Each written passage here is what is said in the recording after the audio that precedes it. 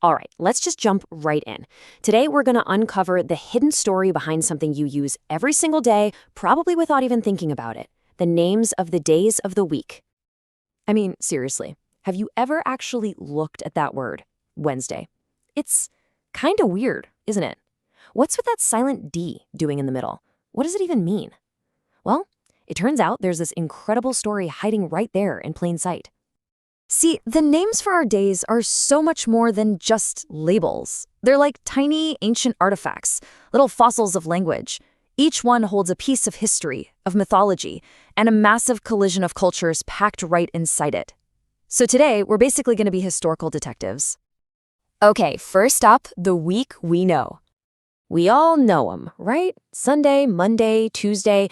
But where did these names actually come from?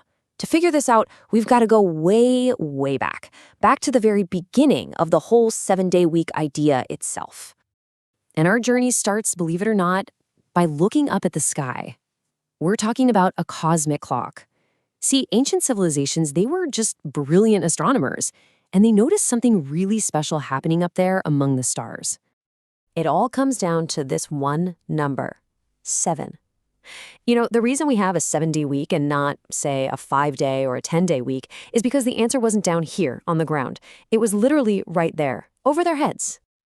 So you have the Babylonians, who were total masters of this stuff.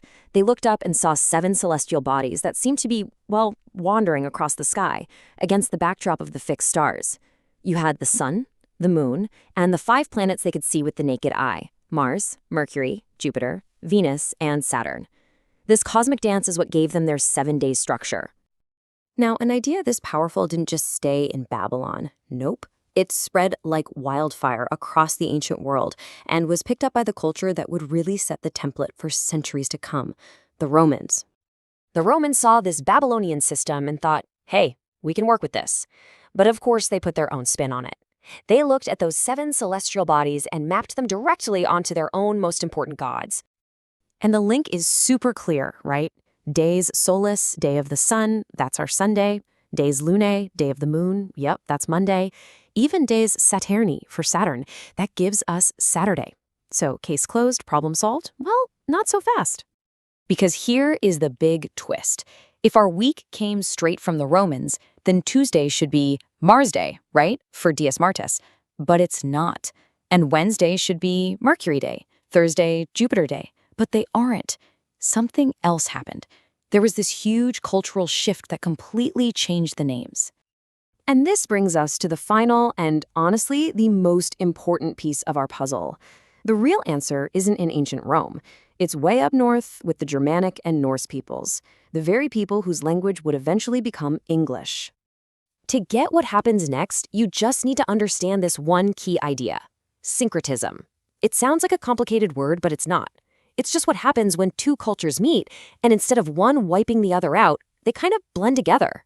You can think of it like a cultural remix. So when the Germanic tribes came across the Roman 7-day week, they thought this system was brilliant. But they didn't worship Mars or Jupiter, so they did something really clever. They basically performed what you could call a great god swap. They kept the blueprint, but subbed in their own gods. Okay, so let's take Tuesday. For the Romans, that was Mars's day, their god of war. Well, the Norse peoples had their own god of war. His name was Tin, so they just swapped him right in. Mars out, Tin in. And just like that, the Roman Dies Partes becomes the Norse Tuesday. Now, you say that a few hundred times over a few hundred years, and it eventually smooths out into what we all say today: Tuesday. And this pattern just keeps going. It's amazing.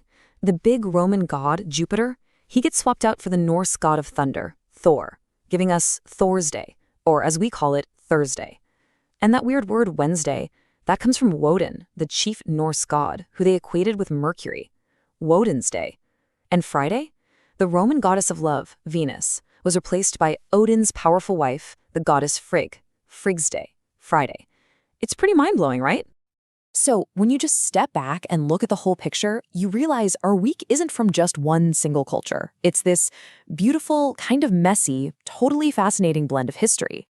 And if you actually break it down by the numbers, the influence is just undeniable. Most of our week, a full 57%, that's 4 out of 7 days, comes straight from those Norse gods. Only Saturday is still hanging on from its Roman god Saturn. And Sunday and Monday, well, they're named for the sun and moon themselves. It's a complete cultural mosaic. I absolutely love this idea. It perfectly captures what we've just uncovered. We're all walking through this museum every single day without even realizing it. The words we use are the artifacts, and each one has a story to tell. And that's the coolest part. This isn't some dusty old history locked away in a book. It's alive. It is sitting right there on your calendar. Every single time you say Thursday, you are literally talking about the Norse god of thunder. You're invoking ancient gods without even knowing it. Which really just leaves us with one final thought. If all of this history, of gods and planets and empires colliding, is hiding inside something as simple as the days of the week, just imagine, what other secrets are waiting to be discovered in the simple everyday words we speak? What other stories are we all telling without even realizing it?